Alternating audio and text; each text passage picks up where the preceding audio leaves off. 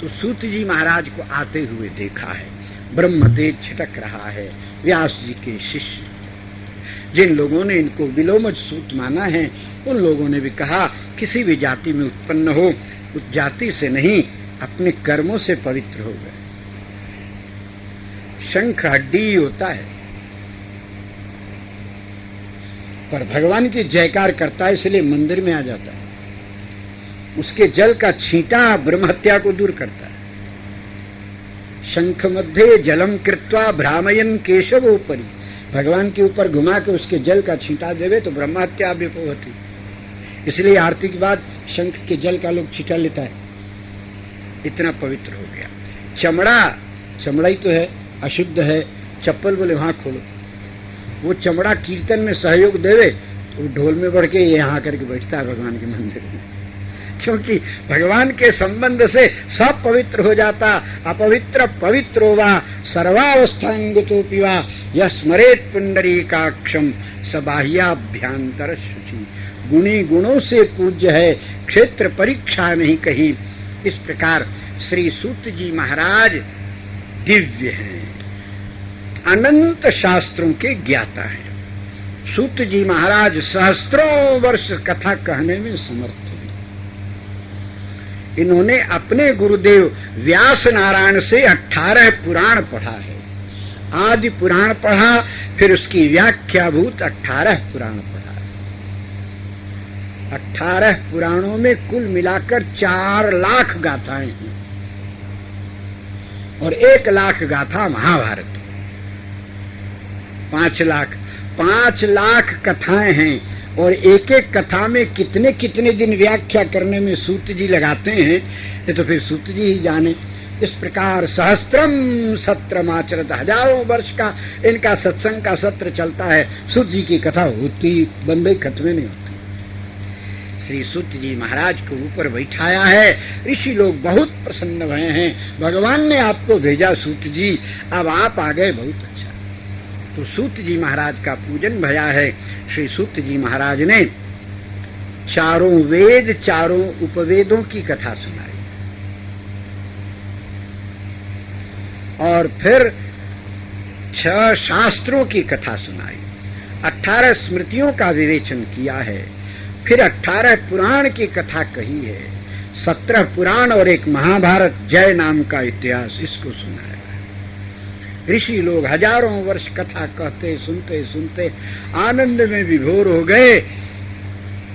जब सूत जी महाराज 17 पुराण के बाद रुके तो संतों ने कहा, सूत जी महाराज इतनी कथा सुनी, कुछ भी बाकी नहीं रहा, पर फिर भी मन में खटकता है कि कुछ बचा है, थोड़ी अशांति है, क्या कारण है? श्री सूत जी हंसकर बोले, क्या बताऊं मुनीश्वरों, आपकी बात तो दूर, इन पुराणों की रचना करने वाले व्यास जी को भी यही खटकता है।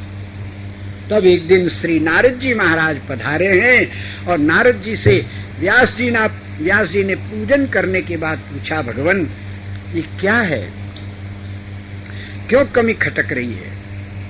नारद जी ने कहा, आपने सब तो कहा पर भागवत चरित्र नहीं कहा। भागवत तत्व के बिना भगवान भी अधूरे और गुरु भी अधूरे। भागवत कहते हैं भगवान के भक्तों को। देखो, जानकी जी अयोध्या से चली तो भगवत भागवत के साथ में थी, इसलिए निर्भय थी। जो उपद्रव आते सब खत्म हो जाते। पर जब श्री जी को सोने की कामना भई तो जहां काम वहां राम कैसे रहे? कामना उदय होते ठाकुर जी चले गए।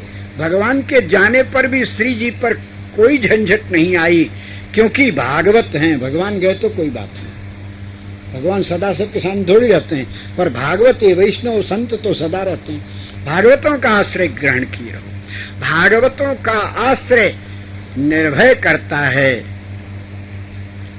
तब लक्ष्मण जी को कठोर कहकर हटा दिया।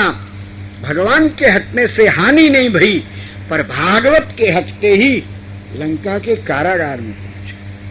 महाभारत विजय के बाद अर्जुन ने कहा, आपकी कृपा से हमने महाभारत विजय प्राप्त कर ली। भगवान का चुप, हमारी कृपा होती तो लड़ाई दंगा होता है, हमारी कृपा का फल खूब खच्चड़ है। अरे महाराज तब बोले विजय तो तुमने अपने परिश्रम से पाया और जिसकी कृपा से मिली वो तुमको जानते नहीं, तुम उनको पहचानते नहीं। महाराज नहीं पहचानते, आप बताओ। बोले उतरो रथ से नीचे। रथ से नीचे उतर गया, अपने अस्त्र शस्त्र उतार लिए। ठाकुर जी उतर गए। बोले अब महाराज, बोले अब कोई हो तो कहो हटो। बोले अब कौन है? अब तो कोई नहीं दिखता। बोले कोई तो होगा जिसके बल पर ये रथ रुका हुआ है। अरे महाराज क्या हुआ? बोले द्रोणाचार्य, कृपाचार्य, कर्ण और अश्वत्थामा जैसे वीरों ने अनंत दिव्यास्त्र का प्रयोग किया है, पर एक भागवत ऊपर बैठा है तुम्हारे रथ की छत्र छाया करने के लिए। भागवत की छत्र छाया में रथ के ऊपर किसी का कोई प्रभाव नहीं हो रहा है, उनको जाने के लिए कहो। हनुमान जी को प्रणाम करके कहा गम्यताम पुनरागमनाय च, जय श्री राम कहकर महाभागवत ने रथ का परित्याग किया। धाए धाए रथ जलने लग गया। ये क्या बोले, एक राम भक्त की छत्र छाया में जीवन का रथ चलता है, निर्भय रहता है, चाहे जितने पाप ताप आवे, किसी का प्रभाव नहीं होता है। भागवत संबंध हटा तो गए काम से। इसलिए हे वेदव्यास जी महाराज, आपने भागवत चरित्र नहीं कहा है, और भागवतों की कृपा के बिना शांति लाभ नहीं होता। व्यास जी ने कहा हद करते हो नारद जी महाराज, ऐसा कोई भगवान का चरित्र दुनिया में आप बताओ जिसमें भागवत का चरित्र न होता, और ऐसे कोई भक्त की कथा सुनाओ जिसमें भगवान न आते हो। ये दोनों तो मिले जुले हैं, सब में भक्तों की कथा में भगवान, भागवतों की कथा में भगवान, और भगवान की कथा में भागवत। ये तो सहज संबंध है, फिर कैसे कमी रह गई? नारद जी ने कहा व्यास जी आप बहुत बुद्धिमान हो फिर भी ऐसा बोलते हो। अरे गन्ना के पोर पोर में रस भरा है, और इसी से चीनी शक्कर बनकर खीर हलवा मालपूड़ी बनता है। ये सोचकर कि गन्ने में से ही तो आता है, आप गन्ने का टुकड़ा खीर में डालो, हलवा में डालो तो खाने लायक होगा, स्वाद आवेगा। अरे है तो सब में सब, पर उसको निकाल के परिपक्व करो।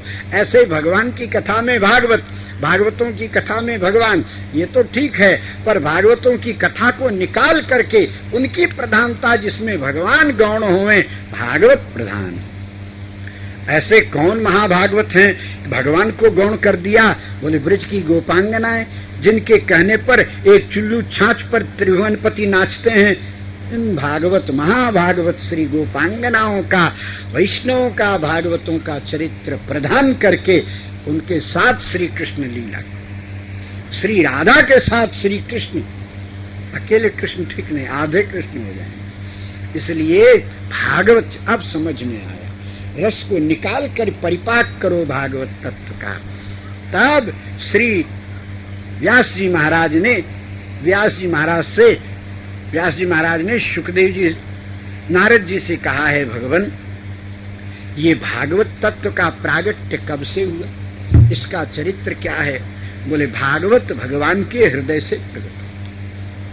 श्रीमद् भागवत तत्व आदि नारायण परमात्मा ने श्री ब्रह्मा जी को जब सृष्टि चक्र करते अशांत हो गए तो उनको आत्म शांति लाभ कराने के लिए संसार का महाप्रपंच रचने पर भी प्रपंच में वो व्यस्त न हुए, हंसे नहीं। इसलिए 4 श्लोकों में चतुर्मुख ब्रह्मा जी को चारों पदार्थ का फल प्राप्त कराने के लिए 4 श्लोकों में श्रीमद् भागवत का दान किया। मैं कम समझा तो ब्रह्मा जी ने उसकी व्याख्या करके हमें शताधिक श्लोकों में सुनाया, और मैं वो आपको सुनाता हूँ। आप सहस्त्रों श्लोकों में इसका विस्तार करके वर्णन करो ताकि सरलता से सब प्राणी समझ सके। नारद जी ने भागवत सुनाई है, फिर व्यास जी ने विस्तार किया है। इस भागवत की रचना के बाद व्यास जी को परम शांति प्राप्त भई है। तब व्यास जी महाराज भजन में लग गए हैं, सब ग्रंथों का प्रणयन समाप्त कर दिया। साधन साध्य 17 पुराण फल रूपी श्री भागवत। इस भागवत के सुनने से क्या होता है? बोले भागवत तत्व के अनुग्रह पर असंभव भी संभव होता है। श्रीमद् भागवत की कथा को जो प्रेम से सुनता है, बांझ होवे वंध्य होवे तो उसको सतपुत्र की प्राप्ति होती है। आत्मदेव पंडित बंध्या पे इतने अभागे कि गाय भैंस पाले तो बंध्या हो जाए, वृक्ष लगाएं तो फले नहीं। एक सन्यासी संत की शरण में गए उन वैष्णव सन्यासी ने भागवत के पंचम स्कंद का पारायण जो कर रहे थे उसी का फल उसमें संकल्प करके एक फल दे दिया जिससे गोकर्ण जैसे सत्पुत्र भागवत से पुत्र की प्राप्ति होती है। भागवत संपूर्ण मनोकामनाओं को पूर्ण करती है। पतित से पतित चेतन गया श्राद्ध से भी जिसकी मुक्ति नहीं होवे उसका भी मोक्ष प्रदान करने में समर्थ है। भागवत ज्ञान और वैराग्य को जगाकर परमात्मा का प्रेम प्रकट करके श्याम को आपके अधीन करने में समर्थ है। अत्र ते कथयिष्यामि इतिहासं पुरातनम। ऋषि मुनियों, यहाँ एक इतिहास सुनाता हूं, सावधान होकर श्रवण। एक बार श्री नारद जी महाराज बद्रीनारायण भगवान का दर्शन करने के लिए बद्रीनाथ धाम जा रहे थे। बड़ी त्वरा से श्री नारद जी को जाते हुए देखा। ब्रह्मा जी के प्रथम पुत्र सनकादिक 4 भाई सनक, सनंदन, सनातन, सनत कुमार बद्रीनाथ धाम में भगवती अलकनंदा के किनारे बैठकर सत्संग कर रहे थे। ये चारों भाई सबसे पहले प्रकट हुए। पूर्वेशाम अपि पूर्वजाः, ये हैं 5 वर्ष के, सदा 5 ही वर्ष के रहते। देखत बालक बहुकालीन। भगवान शंकर भी इनके छोटे भाई लगते हैं। रुद्र का प्रागट्य बाद में भया है, सनकादिक प्रथम। ये चारों भाइयों को सत्संग का व्यसन है। जहां कथा होती वहीं सुनते हैं। इनको कुछ चाहिए नहीं, कपड़ा भी नहीं पहनना। 5 वर्ष के हैं, दिगंबर है। आशा बसन व्यसन हति नहीं, रघुपति चरित होए तह सुन। और जब कोई कथा कहने वाला नहीं होता तो 3 भाई नीचे बैठ जाते हैं, 1 भाई को ऊपर बैठा देते हैं, बस कथा शुरू हो जाती है। आज सनातन जी कथा कहने ऊपर विराजे थे, 3 भाई नीचे बैठे थे। इतने में वो अभी मंगलाचरण करना चाहते, तब तक नारद जी पर दृष्टि गई। नारद जी इनके छोटे भाई लगते। नारद जी का व्यग्र चित्त देखकर इन्होंने सोचा आज क्या हो गया। नारद जी कैसे? नारद जी को पुकारते नारद जी आए, चरणों में प्रणाम किए, बोले नारद, सारे संसार को व्यग्र करने पर भी तुम्हारी शांति कभी भंग नहीं होती। आज तुम स्वयं व्यग्र दिख रहे हो, क्या बात है? नारद जी ने कहा, क्या बताऊं, झंझट में पड़ गया। क्या हुआ? बोले मैं पृथ्वी पर तीर्थ यात्रा किया, अयोध्या, काशी, प्रयाग, गंगा, यमुना, जाने कितना कितना सब तीर्थों का नाम बताया। श्री क्षेत्र, रंग क्षेत्र, दक्षिण, पूर्व, पश्चिम, उत्तर, दक्षिण सब जगह घुमा महाराज। कलयुग की छाया पड़ गई, इसलिए तीर्थों का सार गया, कथा का सार गया, गंगा यमुना का सार गया। गंदगी लोग डालने लग गए, अश्रद्धा रखने लग गए। अंत में मैं वृंदावन पहुंचा तो वहां देखा कि यहाँ का सार कहीं नहीं गया। क्या बात है भैया, सब जगह का सार समाप्त हो गया और यहाँ का सार जो का त्यों है। वहां हमने एक आश्चर्य देखा। यमुना जी के किनारे एक बहुत सुंदरी स्त्री बैठी थी और हजारों, सैकड़ों, हजारों राजकुमारियां, रानियां उसकी सेवा में लगी। वो सबसे सुंदरी पर रो रही थी, दुखी थी। उसकी गोदी में 2 बुढ़े पड़े थे। उसने पुकार कर मुझसे कहा, मैंने सोचा प्रपंच है, जाने दे, वो सब रोता धोता रहता संसार में, साधु को क्या काम है। मैं चला जा रहा था तो उसने पुकार कर कहा, भो भो साधु क्षणं तिष्ठ मच्चिंतामपि नाशय। हे साधु महाराज, थोड़ा रुक जाओ। जो दूसरे के दुख को दूर करे उसी का नाम साधु है। अपने लिए तो सभी जीता है, सूर नर मुनि सबकी यह रीति, स्वार्थ लाग करें सबकी। पर एक भगवान और एक भगवान के भक्त साधु, ये 2 अकारण संसार का कल्याण करते हैं। हेतु रहित जग जुग उपकारी, तुम और तुम्हारे सेवक असुर। एक आप और एक आपके सेवक। सो महाराज, आप भगवान के भक्त हो, हरिदास वर्य हो, साधु शिरोमणि हो, मेरे दुख को दूर करो। देवी, आप कौन है? आपका दुख क्या है? ये हजारों आपकी सेवा कर रही, ये कौन है? नारद जी के पूछने पर उसने नारद जी को प्रणाम किया। जिसकी कृपा से 5 वर्ष का बालक ध्रुव पद को प्राप्त कर लिया, जगत का कल्याण करने वाले ब्रह्मपुत्र नारद जी को मैं प्रणाम करती हूँ। मेरा परिचय ऐसे है, अहम भक्ति रीति ख्याता, मैं भक्ति हूं। और द्रविड़ देश में प्रकट भई, दक्षिण में भक्ति का आप जन्म दक्षिण में है, इसलिए सभी संप्रदायों के मूल आचार्य दक्षिण भारत में भई हैं। शंकराचार्य, रामानुजाचार्य, वल्लभाचार्य, निम्बारकाचार्य, क्वचित क्वचित महाराष्ट्रे द्रविड़ेषु च भूरिशः, द्रविड़ में बहुत भय। ताम्रपर्णी, कृतमाला, पयस्विनी और कावेरी को वरदान है, इनका जल पीने वाला भगवान का भक्त। तो दक्षिण भारत में भक्ति प्रकट भई, कर्नाटक में जाते जाते जवान हो गई, गुजरात में परिपक्व होकर वृद्ध हो गई, पर वृंदावन में आकर फिर से नवीन। महाराज ये वृंदावन, पर ये दोनों जो लेटे हैं ना बूढ़े लोग, ये मेरे बेटे हैं, मेरे पुत्र हैं। अब नारद जी आप बताओ, माँ बूढ़ी होए, बच्चे जवान होए, ये तो अच्छा लगता है, संसार की मर्यादा भी है, पर माँ जवान होवे और बच्चे बूढ़े हो जाएं उसके सामने, ये कैसा लगता है।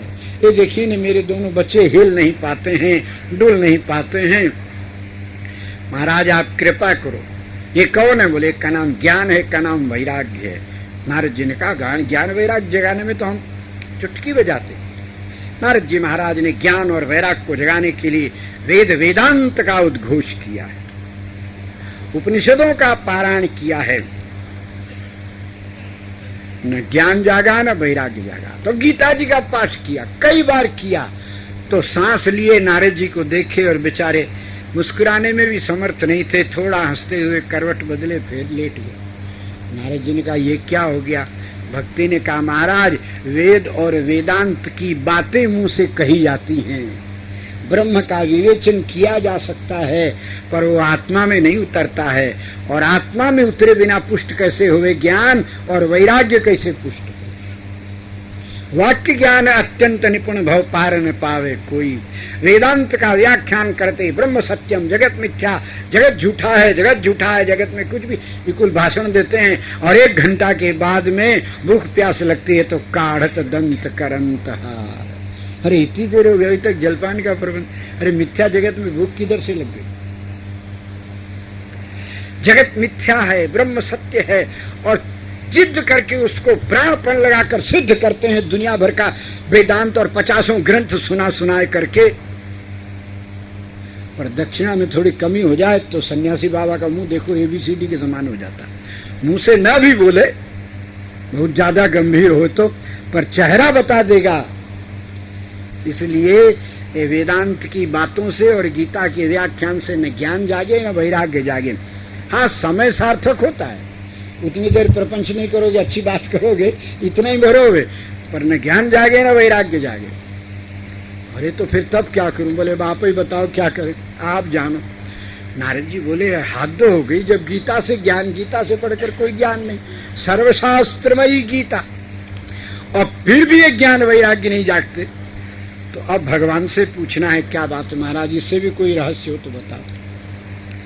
वही पूछने में भगवान के पास जा रहा था, सो भगवत कृपा से आपकी भेंट हो गई। आप बताओ महाराज। सनकादिकों ने हंसकर सनातन जी बोले हैं नारद, किसके चक्कर में पड़े हो? ये भाषण से कहीं ज्ञान वैराग्य होता है, कहीं पाठ करने से ज्ञान वैराग्य होता है? कितना पाठ करते जाओ। अरे ये कर्म कांड की बातें, ये ज्ञान की बातें, ये वैराग्य की बातें, पुण्य सत्कर्म के द्वारा भीतर के मल विक्षेप का नाश हुए बिना संपूर्ण वेदांत तोते के समान रट जाओ, व्याख्या करके सुना दो, 2 कौड़ी का ज्ञान में नहीं होएगा।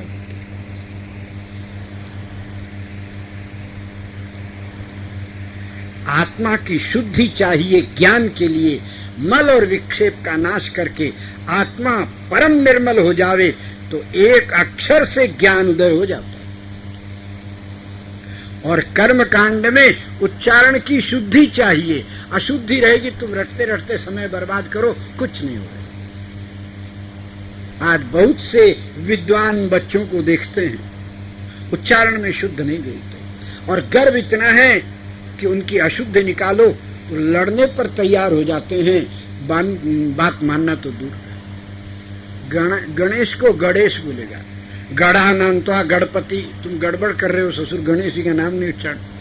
और व्याकरण पढ़े हैं, कौन शब्द नासिका से प्रकट होता है सूत्र बोलते हैं, पर उच्चारण में वो ऐसे ही बोलेंगे। स्पष्ट बोलो तो अस्पष्ट बोलेगा, स्पष्ट बोलेगा। स्पर्श बोलो तो अस्पर्श बोलेगा, स्पर्श बोलेगा।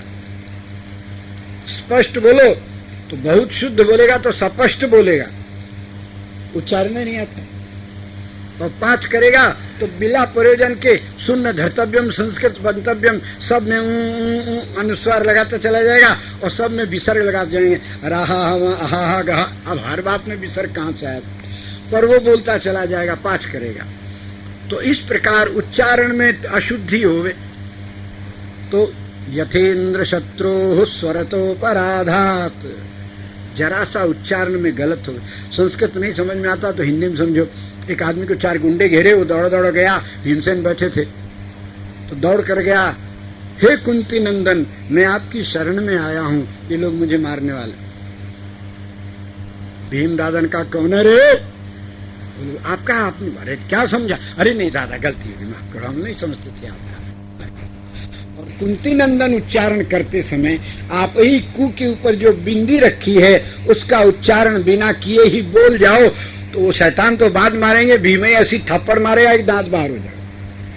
तो उच्चारण में शुद्ध, तो व्याकरण पढ़ करके भी अपनी वाणी को शुद्ध नहीं किया तो ये तुम्हारा कर्मकांड, ये पाठ, ये पारायण चाहे लाख करो उल्टा ही फल देगा, लाभ नहीं होगा। इसलिए ये कर्म ज्ञान ये बातों से वेदांत से नहीं होवे, बहुत आवश्यकता होती।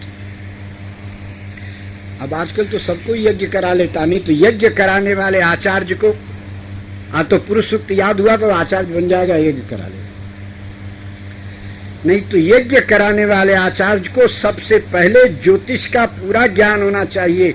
मुहूर्त शोधन करो, ऐसा मुहूर्त निकालो कि यज्ञ का के बीच में यजमान और यजमान के कुटुंब पर कोई विपत्ति नहीं आवे, नहीं तो यज्ञ विघ्न हो जाएगा। और फिर भूमि विज्ञान का इतना बड़ा ज्ञाता होना चाहिए कि बिना खोदे बतावे कि यहाँ यज्ञ करने लायक है। जमीन के भीतर पानी न होवे, पास में घास न, राख न होवे और केश न होवे, हड्डी न होवे, नहीं तो यज्ञ कुंड खोदते समय हड्डी निकली, बोले ये जगह अशुद्ध है, यहाँ यज्ञ नहीं होगा। ज्योतिष और भू विज्ञान, ज्योतिष माने गणित, गणित का पूर्ण, और रेखा गणित का ज्ञान हुए बिना मेखला इत्यादि बना पाएगा। तो तीनों गणित, रेखा गणित, अंक गणित, बीज गणित, सभी गणितों का ज्ञान, भू विज्ञान का ज्ञान, जल कहाँ है, कितनी नीचे जल है, इन सब का ज्ञान रखना। उसके बाद वास्तु विद्या का ज्ञान, ईंटा कैसे बनाया जाए, वेदिका कैसे बनाई जाए, कुंड कितना हुए, ये सब का बिना ज्ञान हुए कैसे बनेगा। ज्योतिष का ज्ञान, वास्तुकला का विज्ञान, ईंटों का निर्माण, यज्ञ मंडप का निर्माण, यज्ञशाला का, सभी प्रकार की विद्याओं में पारंगत और उच्चारण में शुद्ध होवे तब यज्ञ करा सकता है। तो उनका उच्चारण शुद्ध होवे तो फायदा करे, नहीं तो स्वाहा स्वाहा कर लो, भीड़ इकट्ठी हो जाएगी, आप अपने को अभिमान पाल लो, हमने इतना बड़ा यज्ञ कराया, भीड़ इकट्ठी कर लिए तो ठीक है, पर उसका लाभ तो तभी मिले, गणित में एक अक्षर गलत भया तो आपका फल गलत होगा। इस प्रकार संपूर्ण शुद्धि की अपेक्षा है। आत्मज्ञान ऐसे नहीं होगा, ज्ञान भागवतों के अनुग्रह के बिना नहीं होता है, खाली सुनाने से कैसे होगा। इसलिए तुम श्रीमद् भागवत का वर्णन, ऐसा कहकर सनकादिकों ने भागवत तत्व की महिमा बताई। भागवत अर्थात वैष्णव, अर्थात भगवान के भक्त, भक्तों के पास भक्ति रहती है, ज्ञान वैराग्य बोले रहते तो हैं पर दिखते नहीं। माँ जब बच्चे को, एक माँ के जुड़वा बच्चा वो दूध पीवे तो माँ जब बच्चों को दूध पिलाती है तो आंचल के भीतर कर लेती। तो ज्ञान और वैराग्य भक्त वैष्णव के यहाँ भक्तों के पास भक्ति तो दिखती है, घड़ी है, घंटा है, झंडा है, पताका है, फूल माला है, आरती है, पूजा है, पाठ है, लड्डू है, जलेबी, ये सब दिखेगा। न ज्ञान दिखता न वैराग्य दिखता, पर भीतर भीतर ज्ञान और वैराग्य दूध पी रहे हैं भक्ति की आंचल में। भीतर कैसे पी रहे हैं? बोले भगवान के लिए कर रहे हैं, भगवान ये ज्ञान है, और संसार के लिए नहीं कर रहे हैं, ये वैराग्य है। ज्ञान वैराग्य भीतर भीतर दूध पीकर पुष्ट होते हैं, पर दिखती केवल भक्ति है। ब्रजमंडल में भक्ति ही का दर्शन होता, ज्ञान वैराग्य को यहाँ कोई पूछता नहीं। पर अब वो कमजोर पड़ गए हैं, ज्ञान वैराग्य कमजोर हुए ठीक नहीं है। ज्ञान और वैराग्य यदि कमजोर भये तो भक्ति टिकेगी नहीं, भक्ति दुखी हो जाएगी, रोने लग जाएगी, क्योंकि उसके बच्चे अशक्त हो रहे हैं। इसलिए श्रीमद् भागवत अर्थात भगवत भक्तों का अनुग्रह हुए तो भक्तों की कृपा से भक्ति तो आती है। भक्त लोग भगवान का परिचय सुनाते हैं तो ज्ञान भी होता है, संसार की असारता बताते हैं तो वैरा यत्र ज्ञान विराध भक्ति सहितम नैष्कर्म्य कर्म और निष्काम कर्म करने की प्रेरणा मिलती है। ऐसा श्रीमद् भागवत है, वैष्णव का हृदय धन है। इसलिए नारद वैष्णव हो, कथा सुनाओ। नारद जी ने पूछा, महाराज भागवत की कथा ज्ञान वैराग को सुनाएंगे, पुष्ट हो जाएंगे? बोले पुष्ट हो जाएंगे कि तुष्ट भी हो जाएंगे? अच्छा, और ज्ञान वैराग्य भक्ति तीनों जब हृष्ट पुष्ट तुष्ट होंगे तो भगवान संतुष्ट होकर वहीं प्रकट हो जाएंगे। ऐसा ठीक महाराज, भागवत की कथा कैसे सुनानी चाहिए, कैसे सुननी चाहिए? तो श्री सनकादिक बताते हैं कि दो प्रकार से भागवत कथा सुनी जाती है, एक सकाम एक निष्काम। सकाम स्मार्त पद्धति है, संसारियों के कल्याण के लिए है, और निष्काम ये वैष्णव पद्धति है और भक्तों के कालक्षेप के लिए है, भगवान की प्रसन्नता के लिए है। सकाम में विधि है और निष्काम निरंतर भागवत सुनते ही रहना चाहिए, कभी भागवत खत्म करना ही नहीं, सदा भागवत कहते रहो। खत्म हो जाए तो बोले खत्म हो जाए तो फिर उसी दिन शुरू कर दो। श्री डोंगरी जी महाराज को हमने देखा है, उस दिन भागवत की समाप्ति करते तम नमामि हरम परम, उसके बाद ओम जन्माद्यस्य यतो मंगलाचरण कर देते अगली भागवत का उसी क्षण। पहली भागवत की पूर्णाहुति भई और दूसरी भागवत का मंगलाचरण उसी मंच पर उसी क्षण कर देते। अब कथा चाहे दूसरी जगह जाकर कहें, पर मंगलाचरण हो चुका। भागवत के बिना भागवत का जीवन कैसे हो? और भागवत बनकर, भागवत सुनकर, भागवत में रमण करता हुआ भागवत तत्व को प्राप्त कर जाता है प्राणी। भागवत हुए बिना भागवत कथा कहने का अधिकार नहीं और सुनने का भी अधिकार। विष्णु दीक्षा विहीनानाम नाधिकार कथा श्रवे। वैष्णवी दीक्षा जिसने नहीं ली उसको कथा का अधिकार नहीं। ज्ञानी लोग वैष्णवी दीक्षा को भक्ति की शिक्षार्थ करते हैं, वैष्णव अर्थ नहीं करते। तो वक्ता के लक्षण में तब बताया गया कि नहीं, वैष्णव ही होना चाहिए। वक्ता कैसा हो? बोले विरक्तो वैष्णवो विप्रो वेद शास्त्र विशुद्ध कृत। इस प्रकार वैष्णव ही कथा कहे, वैष्णव ही कथा सुनने का अधिकारी है। अवैष्णव कथा कहेगा तो बोले पाप थोड़ी लगेगा, पर कथा का लाभ इतना ही होगा कि कथा सुनते सुनते धीरे धीरे वैष्णवता का अधिकार प्राप्त हो, नहीं तो नहीं हो। और वैष्णव हो करके, भागवत होकर भागवत की कथा सुनो तो पूर्ण फल प्राप्त हो। तो भागवत धर्म की दीक्षा वैष्णव होकर के, तो विरक्त वैष्णव और ब्राह्मण वेद शास्त्र विशुद्ध कृत, वेद शास्त्रों के रहस्य को जानने वाले, दृष्टांत देकर समझाने में कुशल। और कोई बाद में, कथा के बाद में एकांत में जिज्ञासा करे तो चिढ़े नहीं, नाराज न होवे,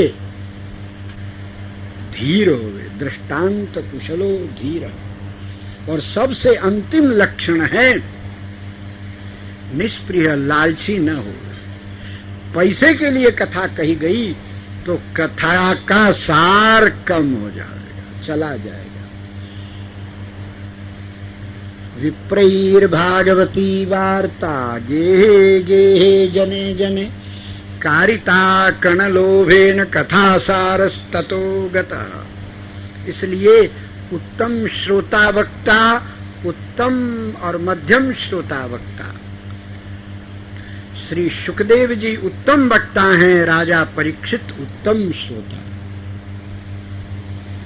व्यास जी महाराज रचना करने वाले मध्यम हैं और इनके श्रोता भी मध्यम हैं। और अब कलिकाल में कथा कहने वाले श्रोता और वक्ता दोनों ही सामान्य हैं। 3 प्रकार की है। उत्तम वक्ता वह है जिसको कुछ नहीं चाहिए, और उत्तम श्रोता वह है जो किसी कामना से कथा नहीं सुनता। संसार जानता है कि सुखदेव जी मरने के डर के मारे कथा सुन रहे हैं, पर परीक्षित राजा, पर ऐसा होता परीक्षित तो सुखदेव जी सुनाने नहीं आते। सुखदेव जी ने परीक्षा ली है राजा की, जिसकी परीक्षा हो चुकी उसका नाम परीक्षित, इसीलिए इनका नाम परीक्षित सिद्ध भया, नहीं तो इनका नाम विष्णुरात है। परीक्षा हो चुकी। सुखदेव जी आए, राजा की स्थिति जानकर मन में संकल्प किया, देवता अमृत का कुंड लेकर के आए, अमृत कलश, ये अमृत राजा को पिला दो, ये कभी नहीं मरेगा, कथा हमको सुनाओ। सुखदेव जी